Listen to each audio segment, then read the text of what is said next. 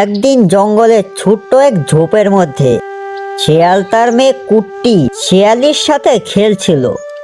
কুট্টি শিয়ালি ছিল খুব চঞ্চল, সারাদিন নানা রকম বায়না করে। হঠাৎ সে বলল, বাবা চলো আজ চিড়িয়াখানায় যাই, আমি বাঘ ভাল্লুক দেখবো।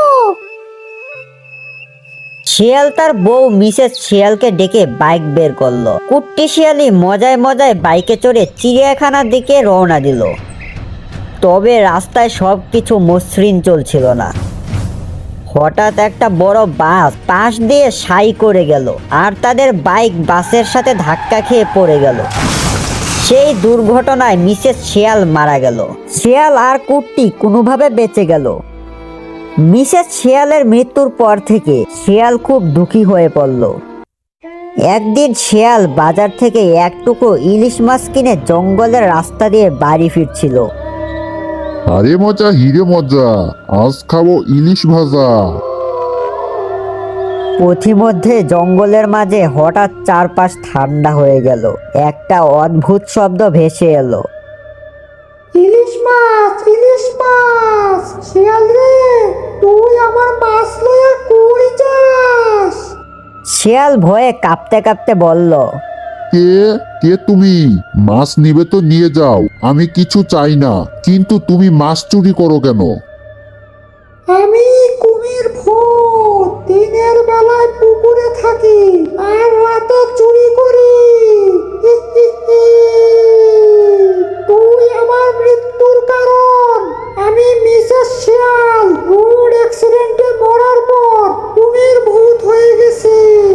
এখন তোকে সব শাস্তি দেব। শিয়াল তখন বুঝলো যে মেথোপেতনি হলো আসলে তার বউ। তখন শিয়াল ভয়ে তাড়াতাড়ি বাড়ি ফিরে মেয়েকে সব বলল।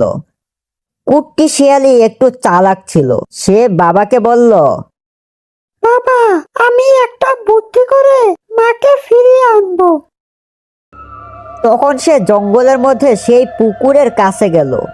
মা, আমরা সবাই তোমাকে মিস করি। তুমি আর কুমির ভূত না হয়ে আমাদের বাড়িতে ফিরে আসো। মেথোপেতনি মেয়ের কথায় খানিকটা নরম হলো। সে পুকুর থেকে বাহিরে বেরিয়ে বলল, তোমরা যদি আমার মৃত্যুর প্রতিশোধ নাও তাহলে আমি ফিরে আসবো। কুট্টি শিয়ালি বুঝলো মায়ের ইচ্ছা। সে জঙ্গলের বাঘেদের ডেকে এনে বাস চালককে শাস্তি দিতে বলল। মেথোপেতনি প্রতিশোধ নিয়ে শান্ত হলো। সে ভূত থেকে মুক্ত হয়ে আবার শিয়াল পরিবারে ফিরে এলো। এবার শিয়াল, মিসেস শিয়াল আর কুট্টি শিয়ালি আবার সুখে সংসার করলো। তো বন্ধুরা, গল্পটি যদি মজা লেগে থাকে তাহলে অবশ্যই বেল নোটিফিকেশনটি অন করে চ্যানেলটিকে সাবস্ক্রাইব করে রাখো।